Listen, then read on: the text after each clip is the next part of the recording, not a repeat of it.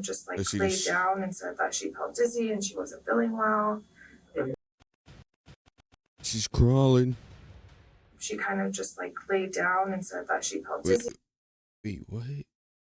Husband whistles as he slowly murdered. Wasn't feeling well. It was absolutely sickening. But I am angry.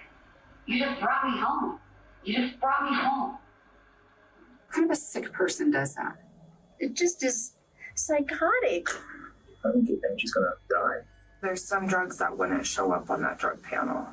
And so potassium cyanide is not something that we use in dentistry. I don't even know how to acquire potassium cyanide. It just is a whole another layer of just wicked. A Colorado mother begins experiencing sudden and devastating symptoms after a morning workout. Her family watches helplessly as her illness progresses over the coming days, and suspicious eyes turn to one man, her husband, a beloved and ambitious local dentist. But as she fights for her life, the investigation into what happened will take a shocking turn that no one saw coming. Our point is not to put you away, it's to put the person away that caused this to your wife. And that's where we're at. That person is my wife. The following report is based on official police records, and most of the footage has never been seen before until now. It's Monday, March 6, 2023. Home surveillance cameras are recording as 45-year-old Dr. Jim Craig exchanges pleasantries with his wife Angela before heading to work. What was that? How was... You just... right? Well, see you, babe. It goes on forever. Love you. Have a great day.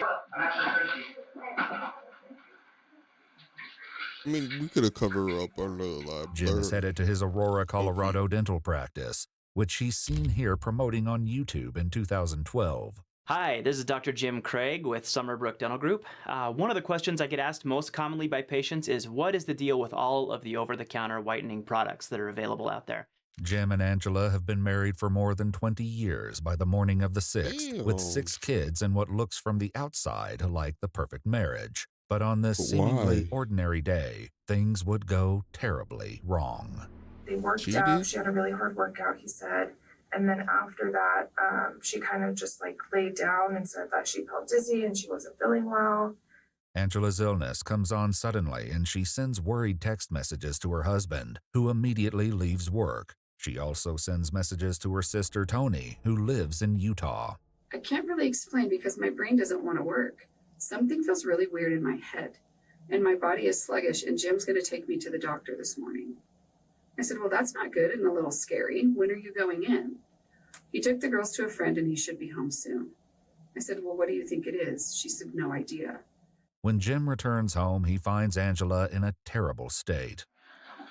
My phone case is in the bathroom. Okay, I got it. Jim is seen carefully leading his wife to the car, and even from a silent video, it's clear that Angela is barely well enough to walk. They go to the hospital, but the doctors can't figure out what's wrong. Jim brings her home that afternoon, and he later tells his office manager that Angela suspected something was off. He said that he initially thought that she had taken something, and that's what was causing all of this. And then he said, and I think she thinks that I drugged her. I was like, oh, that's crazy. And he said, yeah, the hospital ran a drug panel, and on the way home, she had made a comment like, you know, there's some drugs that wouldn't show up on that drug panel. The cameras watch as Jim and his wife return home, Angela clearly still feeling the effects of the mysterious ailment. Doesn't this house look like the other girl's house too? Like, at least the driveway? The next morning, she confronts him about what went down at the hospital. It may not be your fault that they didn't do their due diligence or anything like that, but it's your fault they treated me differently. Like, I did it to myself. And, like, nothing I said could be believed. Because I didn't say to her, I'm afraid she did this to herself. I just said, are you going to do a drug panel? You think that's not enough? Neither of us said, I think she did this to herself, or I think she took drugs, or I think that... Neither of us said that. And how do you think it would have gone if you had actually defended me? I also wanted a drug penalty because you were accusing me. I wanted that for me too. It may be the first sign of strain caught by the cameras, but as those who know the couple best will reveal, it's far from the first crack in their marriage. 6 years ago, their relationship nearly collapsed. He came home and announced that he'd been having an affair and he was leaving her. And she was distraught, of course, because she'd been trying to hold their family together for all these years. And she was trying to figure out whether she should just leave or try to fight for it or see, is he serious? You know, but she was pretty solid on the affair. But Angela didn't want to divorce, and according to her sister, the infidelity was quickly overshadowed by an even more serious incident. And then she called me one day and she was mad. And I'm like, of course, nature of life with when someone's cheated on you, right? She said that he had sedated her.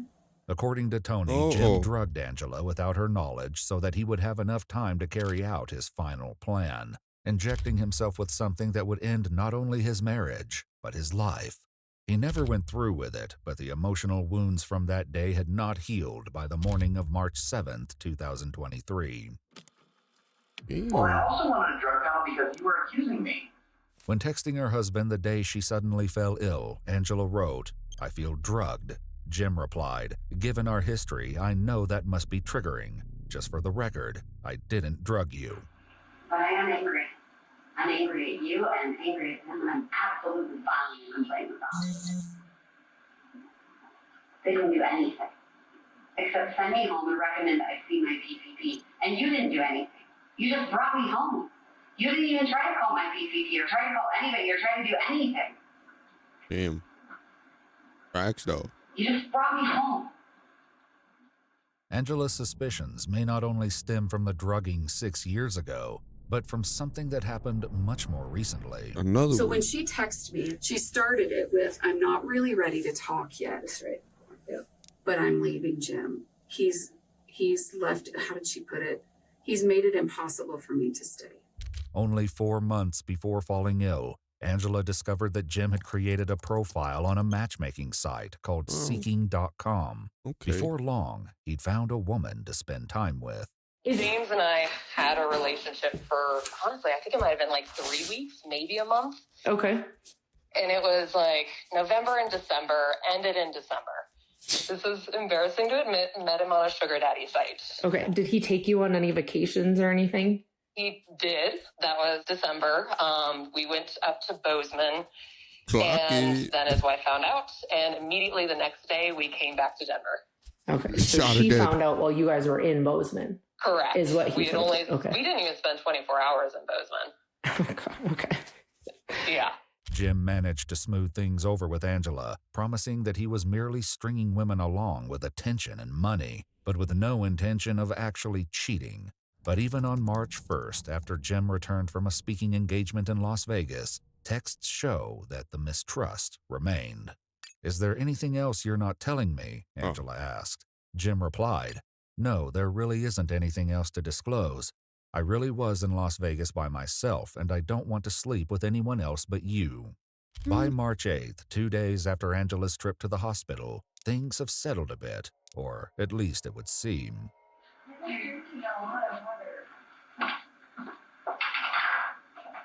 Yeah, but you haven't been eating. No, at all. What? And I didn't exercise today, so. Yeah, that's true. Please don't exercise today. Oh my gosh. Oh no. I don't think I could if I wanted to. I had to. Good. She at? Because I don't want you to exercise today and then like pass out and be dead on the bathroom floor. The day passes without incident, but the next day, Angela takes another sudden turn for the worse. Damn. Hey, Mom just threw up and she asked me to call you.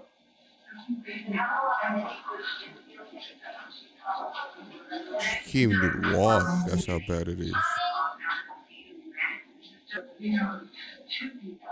Angela's daughter takes her back to the hospital, but this time she won't be coming back home so quickly. She has been battling a really weird illness over the last 4 days, coma. We have been to the emergency room twice, urgent care once, and now she has been admitted to the hospital, even though nobody can figure out what's wrong, period. But his wife's increasingly serious illness appears to be no match for Jim's cheerful disposition.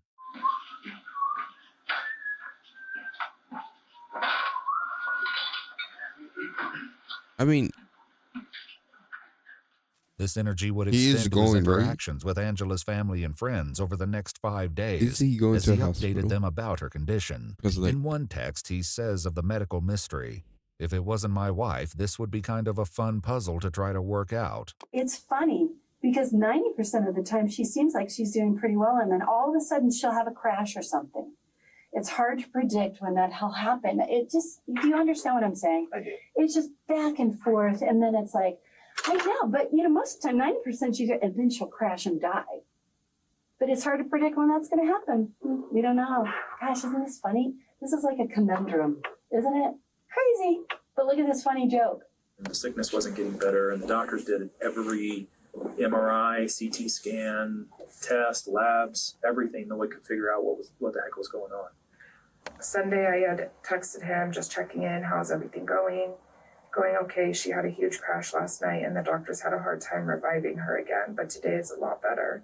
I'm hoping they will let her come home tomorrow. Her brother's driving in town, so he and my sister-in-law can help out with my kids, and I should be able to work. If my wife was going through what she was going through, the last thing on my mind would have been my patients, would have been, hopefully I'll be at work next week. None of that stuff, right? My full attention would have been with my wife. Right. Did that strike you as odd? It did, yeah. And what was weird to me too is one day last week, and I don't remember what day it was, but I was talking to him on the phone, and he had made a comment, "I don't think she's going to make it through the night." On Sunday, March 11th, 2 days into Angela's hospital There's stay, something weird going Jim on calls between her them two, sister, 'cause- Tony. And he just says, and I'm telling you right now, Tony, if she dies from this, I'm not allowing him to do an autopsy. Okay, so this is where it came in. And I said, whoa. This is where She is not dying, number one. And number two, why not? And he's like, well, they don't know what they're doing. And they've already done enough to her. I'm not letting them cut on her. But despite Jim's pessimism, Angela slowly improves. And by Tuesday, March 14th, the hospital sends her home once again. That night, Jim texts her sister to provide a grim update. Tony, I'm not going to lie. I don't want to tell the whole family this, but she doesn't look good. It's not as bad as when I came home on Monday and saw her, but she's in really bad shape. This time around, Angela's brother Mark and his wife are in town to watch over her while Jim goes to work on Wednesday morning, March 15th. Crazy. She wanted to try to come outside and eat, and Jim had pressed make sure she takes her meds that morning. Make sure she takes her meds. And she went back into her room. I would say them visiting is fine for the kids. Take the kids, buy the kids a hotel or a B&B, take them out the house and take care of your wife. Some shit. And 30 minutes later, Mark went in and she did not look good. And she was not doing well. The camera watches as Mark and his wife lead her to the car to head back to the hospital. It would be the last time Angela would ever appear on her own home surveillance cameras. They get to the hospital and check Angela in. Not long after, Jim is seen on camera arriving at the hospital himself. He stays for about 20 minutes and then leaves again, right around the time Tony calls him to find out what's happening with her sister. And so I called him. I'm like, I want to know what's going on right now. And so he starts talking to me, but he's not at the hospital. And I'm like, you're not there? And he's like, well, I had to go, apparently he had gone to the hospital. Mark said he did initially come there, but then he told me, I had to go back to work and get some things kind of squared away. So I can go back up to the hospital, and I'm just going to run through a couple of drive-thrus and get some food. Started getting some text messages that this brother or the sister is there for that, food. So she wasn't doing well again, and things the were one not that's really married looking into good the at all. family is things there took a turn for the that. worse. Jim and my wife had more communication today. I had no communication with Jim until I got to the hospital. Okay. But I started getting more information from my wife today. And at one point she says, she called me and she's like, I think Angie's gonna die. And I was like, are you being serious? On the surveillance system, Jim is seen going into Angela's room, leaving, and then going back in again, all within the span of a few minutes. Jim stays in her room for only 1 minute this last time, and when he comes out again, it's very obvious that Angela's condition has suddenly and dramatically changed. Comes a whole slew of doctors. There was like 5 of them.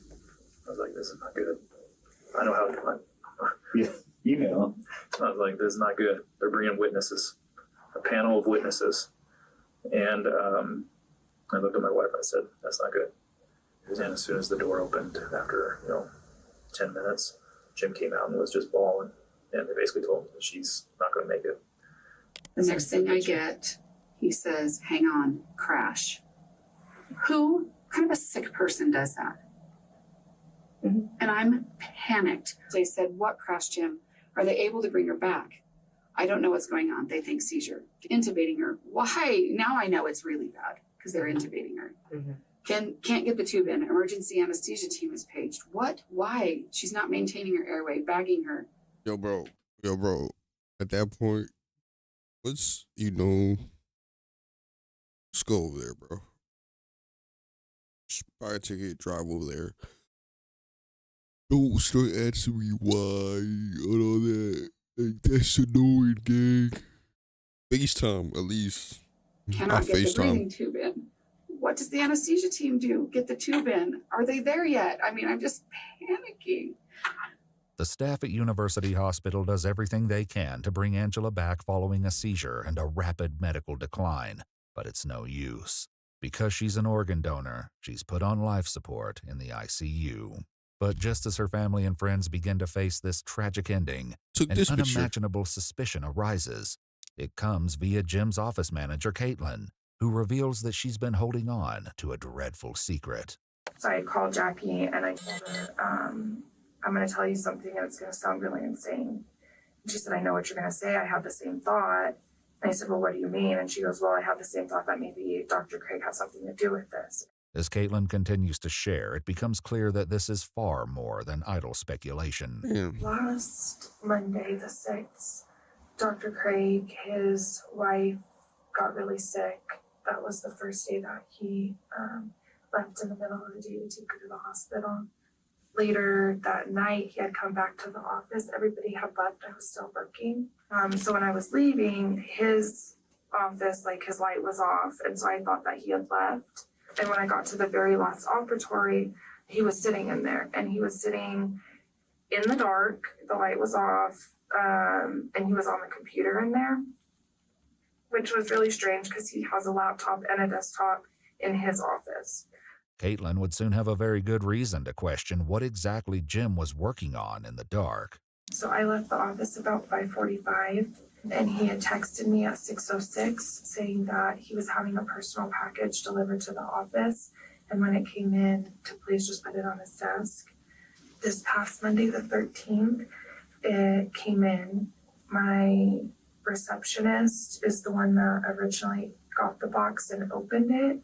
And when I was putting the packing slip back into the box, I saw that it said potassium cyanide. Okay. And so I closed the box back up. I gave it to him. I looked up what cyanide poisoning was, and kind of was looking at the side effects from that, and that was everything that his wife was going through. Caitlin shares this terrible secret with both of the practice's managing partners, including Ryan, who is still at the hospital. And so potassium cyanide is not something that we use in dentistry. Okay. I don't even know how to acquire potassium cyanide. I've never looked how to acquire potassium cyanide because it's never something that we would ever use in dentistry. Disturbed by the potential implications of this package, Ryan decides to tell a member of the hospital staff, just in case there is still a chance to save Angela. And I just said, I'm not accusing of Jim of anything. I'm not insinuating anything. I'm concerned about, if this is potentially reversible. I know it's been a mystery of trying to figure out what's going on with Angie, but in lieu of this information, If they can give her something, right? there's something. I mean, I've never Googled cyanide poisoning. I don't know anything about. It's outside my scope of practice and my realm of practice. I have no idea. It was pretty brief. It was pretty quick. It was like maybe 3 minutes. And he was obviously like, what the heck? You know, taken back by what I was saying. I was taken back by what I was saying. Angela, who no longer shows any signs of brain activity, is beyond saving. Damn. But the staff wastes no time in contacting the police. Hello, non-emergency. This is Paula. How may I help you? Hi, my name is Chelsea. I am one of the forensic nurses here at University Hospital.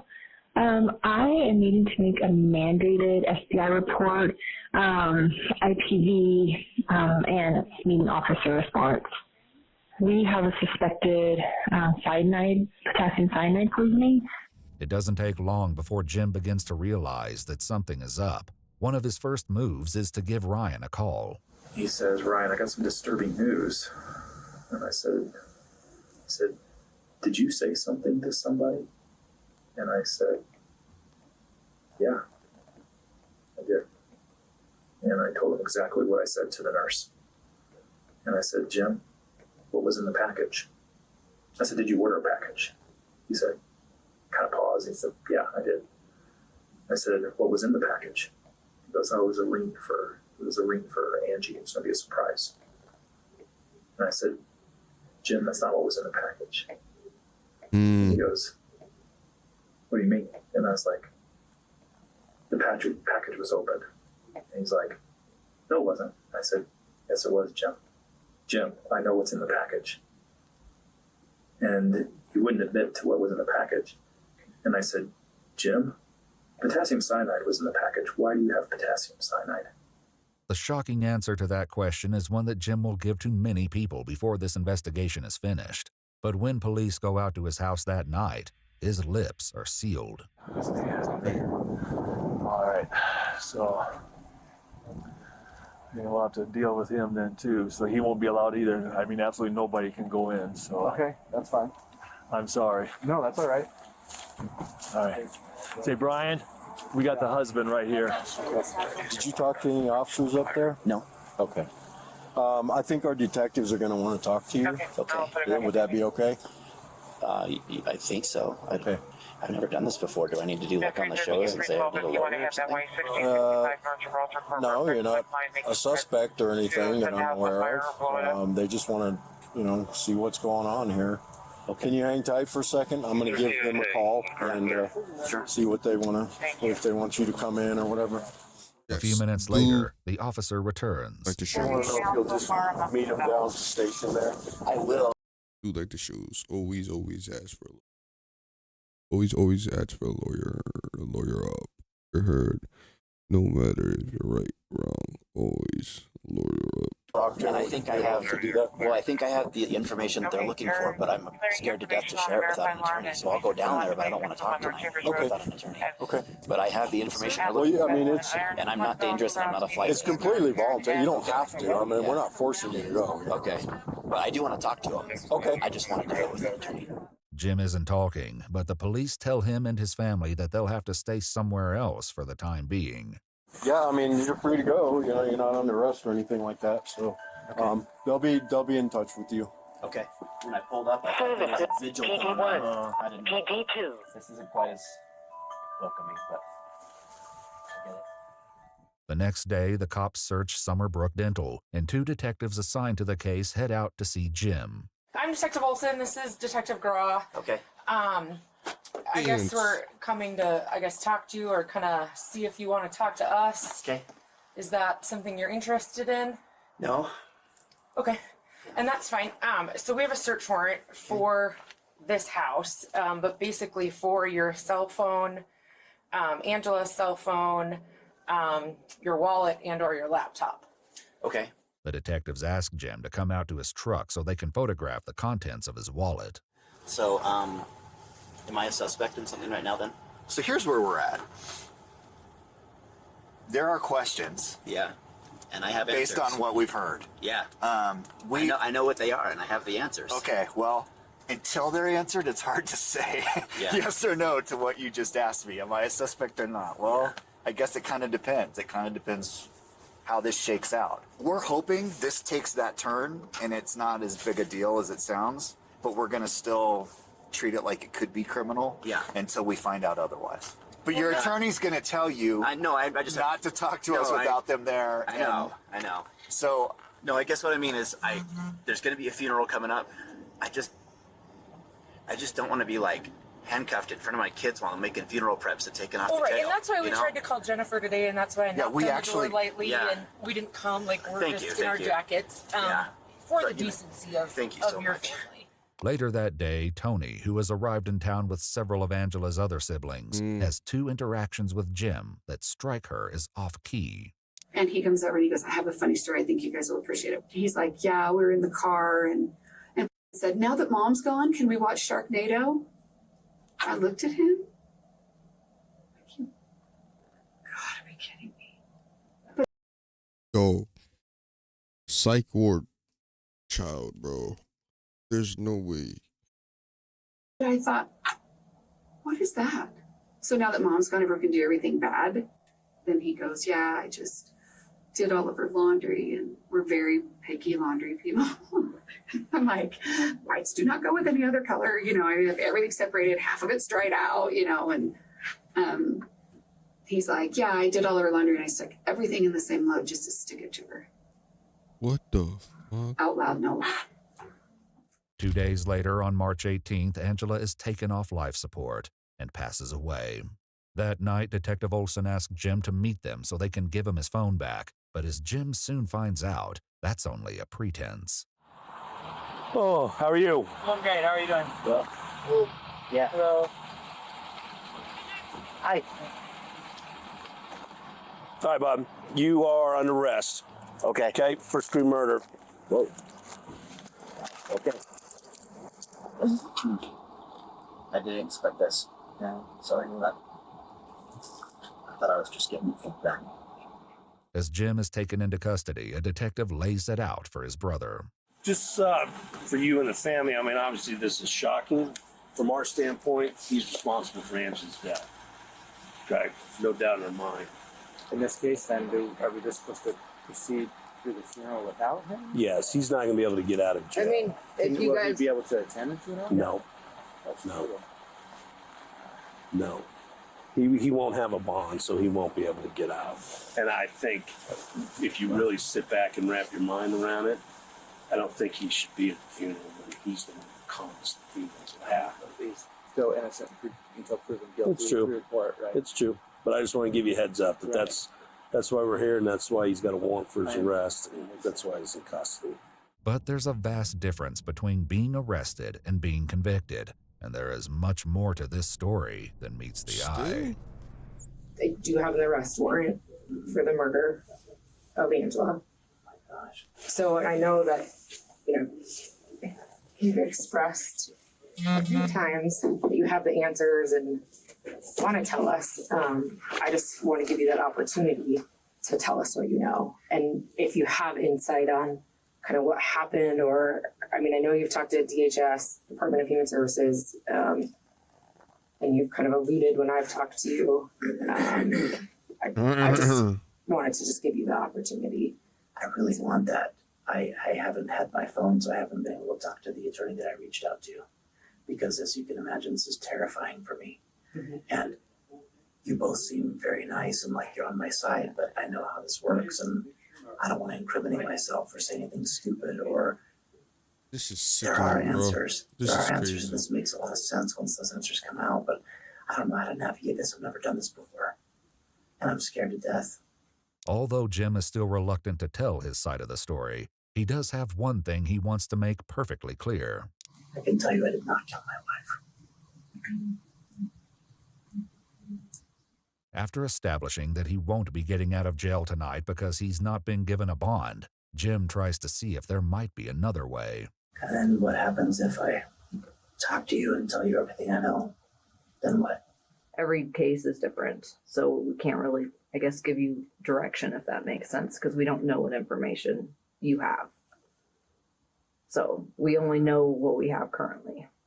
And what do you have currently? Well, that's typically how we do this, is if we're going to have a conversation, we would Mirandize you, and then you would talk to us and we would talk to you, type of thing. We don't go into all the details of what we have, because this is your opportunity to talk, really, if you want to.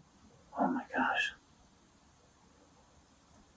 I have all of the answers that you need, but I can't talk. I can't. The one attorney that I've talked to has said, don't say anything because you could just incriminate yourself, and I'm totally naive at this. I don't know what I'm doing. And you both seem very nice, but I know that your job is to put me away. Well, that's our job, is to figure out what happened.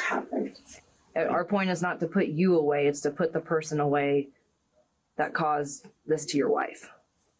And that's where we're at. That person is my wife. With that stunning question, Jim again falls into silence. But this isn't the first investigators have heard of this explanation. Jim floated it for the first time in that phone call with his business partner. I said, why do you need potassium cyanide? And he said, he's like, there's a lot of pauses with deep breaths. He goes, I ordered it for her. And he basically said that he had ordered the potassium cyanide at her request. He bought it for her, and that it was a game of chicken. He said, I bought it. I actually didn't think she would use it. He insinuated that she took it on her own. He started saying things like, this looks bad. I said, Jim? I said, yeah, it does. And I said, I think you should stop talking to me. I said, I think you need a lawyer.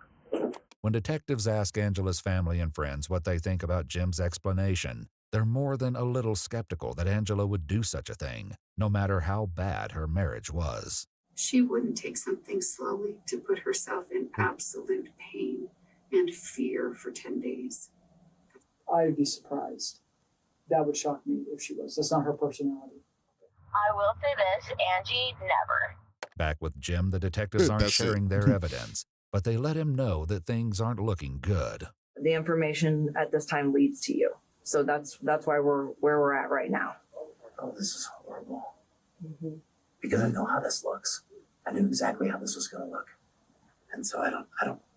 I'm so sorry. I don't know, Detective Wilson. No, you don't have to be sorry. I mean, this is a scary situation. We're not here to pretend that it is. Yeah, it's really scary. And my that's kids why could lose both of their parents. I know. And I didn't do this. And I don't know how to exonerate myself. I don't know what to do.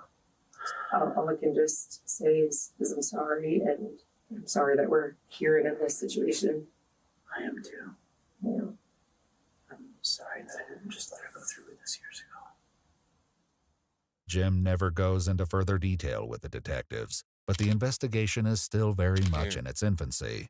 Police have obtained the surveillance footage from Jim's house, from which they hope to find a smoking gun. But the videos seem to show all the hallmarks of a loving, happy couple in the days leading up to Angela's illness. There's no more cables, there's just that one. Father,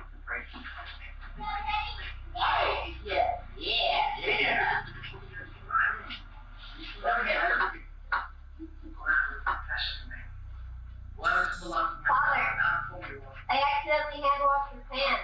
Oh. Hey. Oh, I gotta get going. All right. No, you gotta go back to work. That was quick. Baby.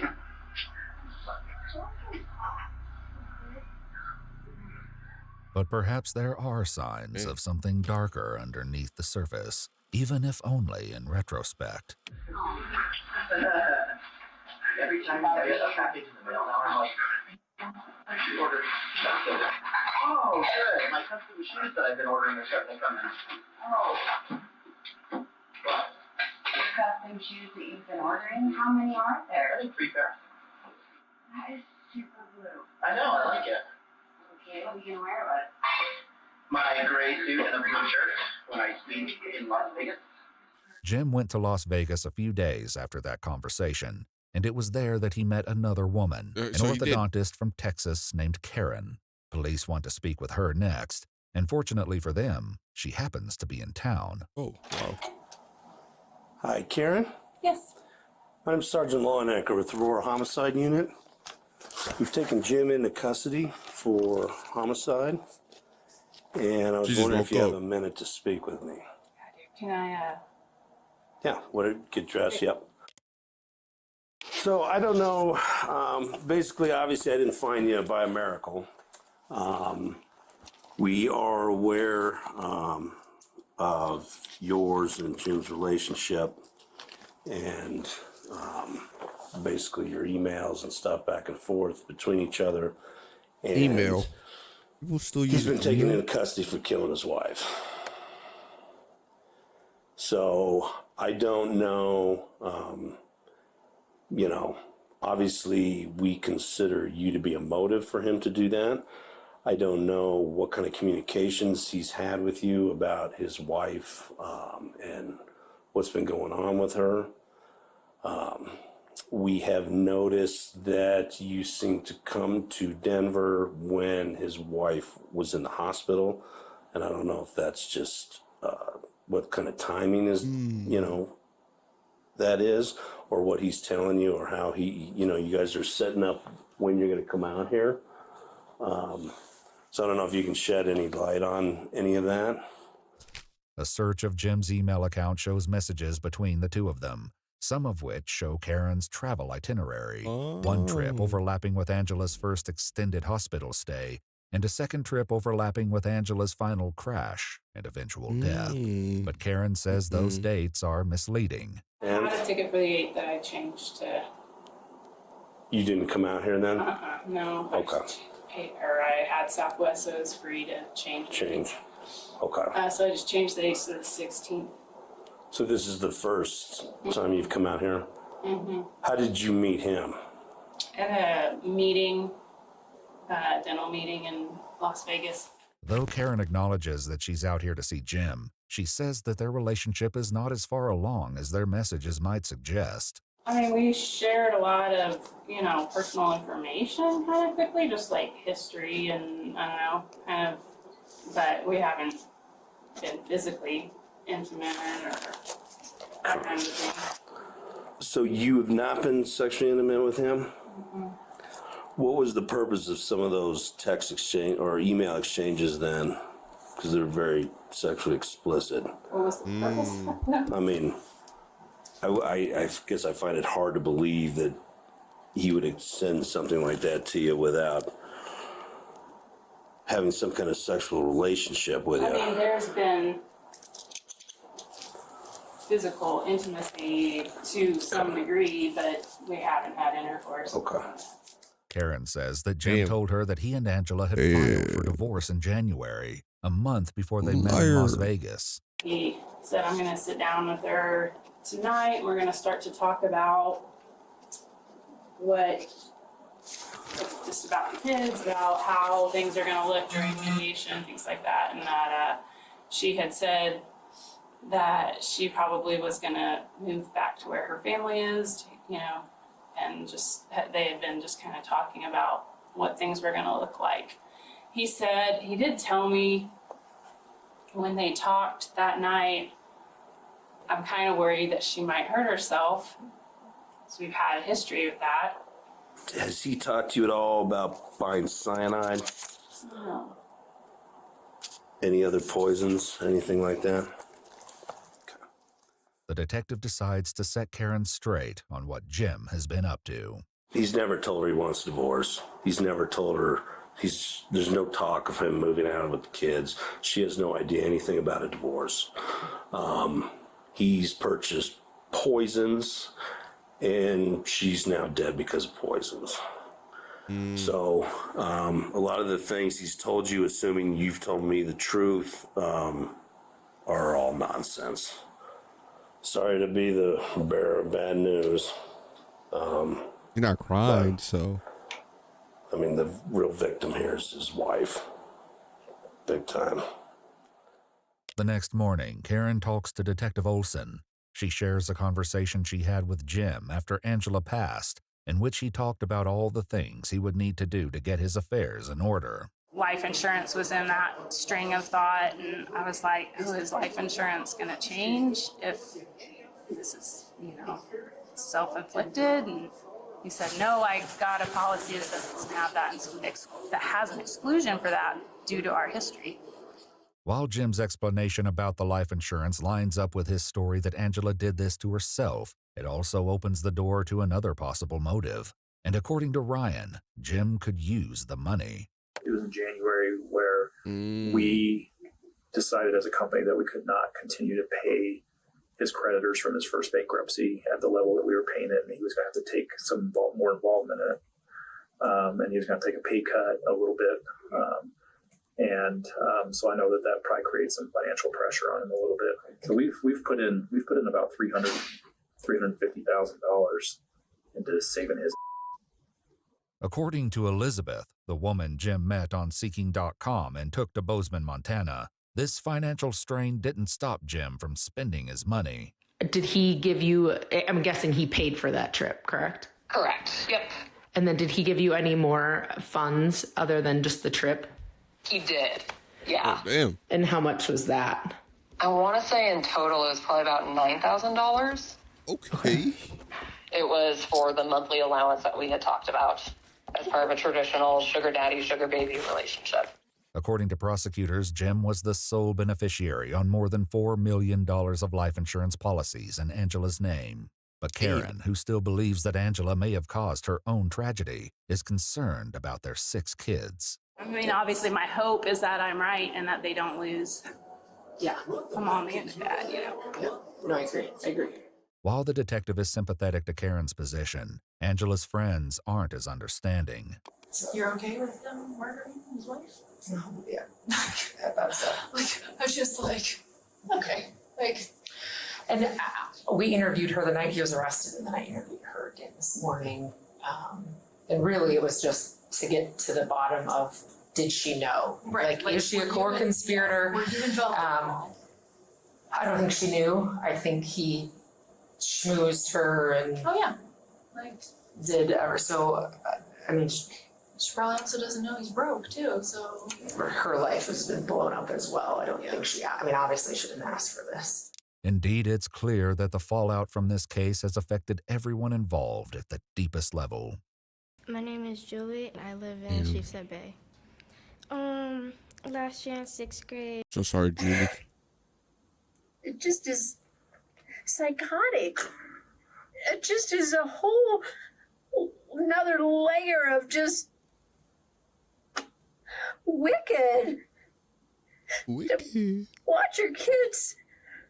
Who does that? And I know we don't know anything, but just the thought of who does that. Indeed, not even Detective Olson is immune to the emotional weight of this tragedy. I have never broke down. This case, I feel so bad. It is tragic. I hate these kids.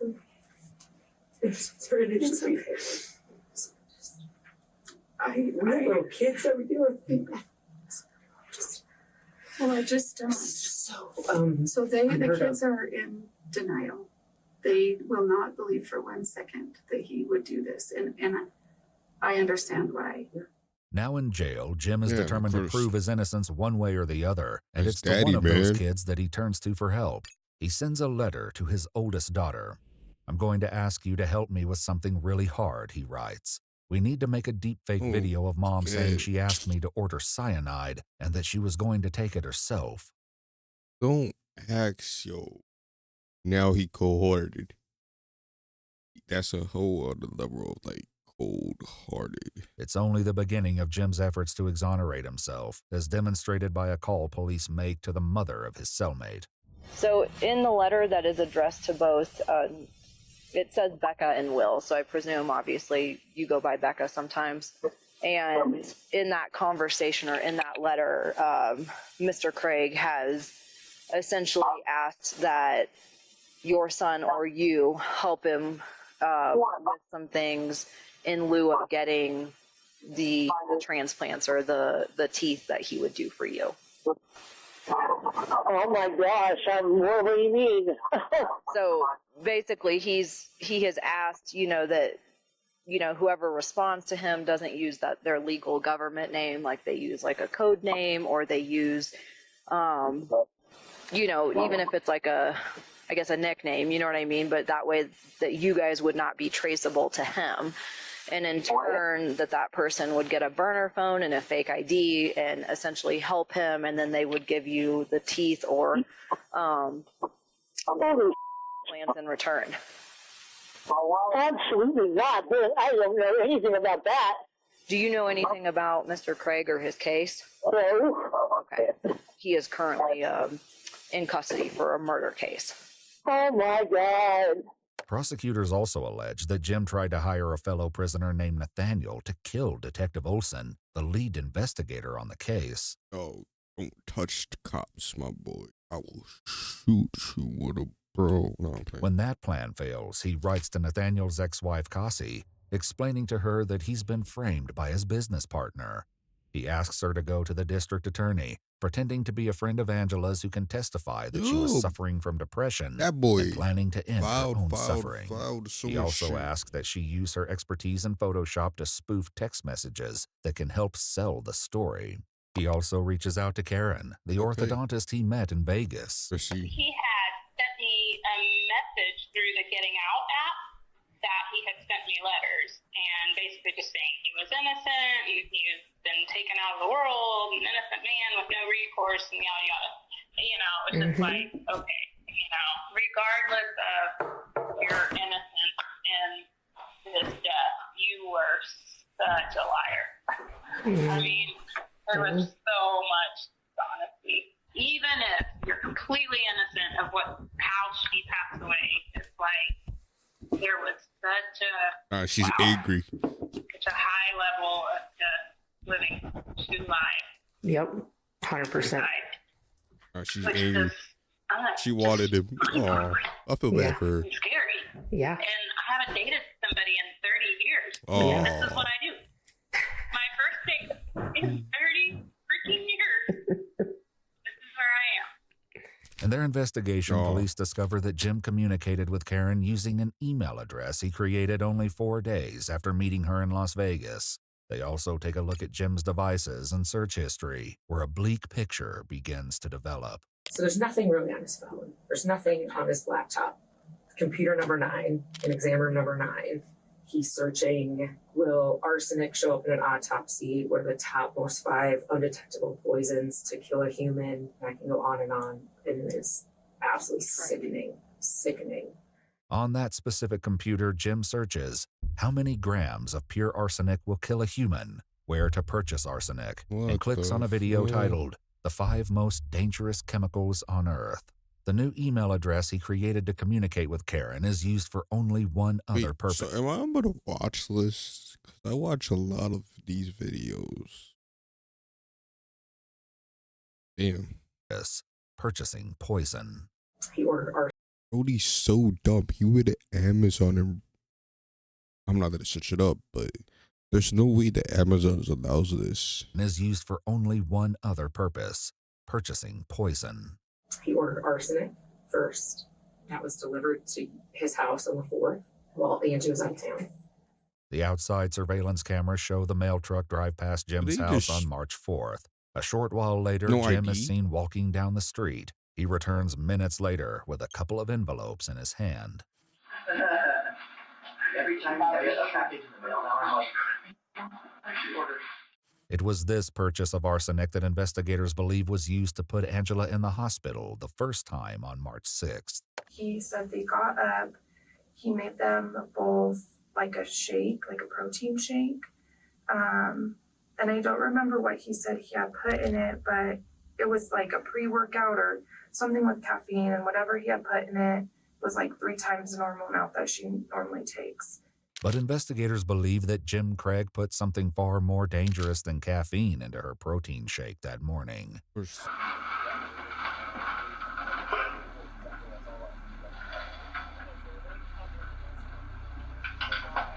Damn.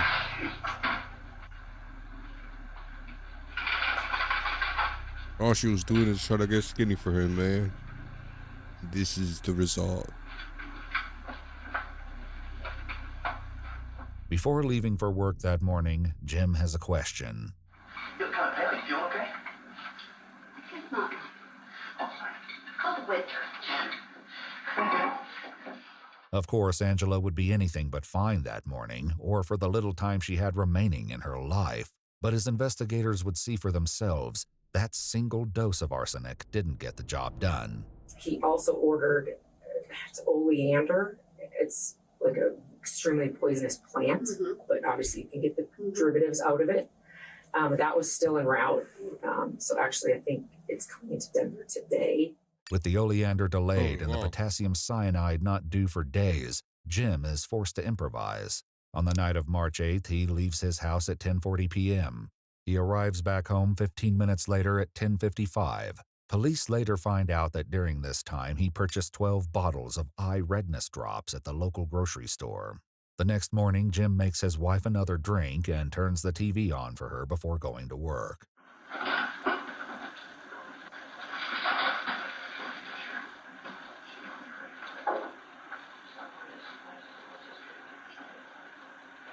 Oh, wow. That has something, I guess.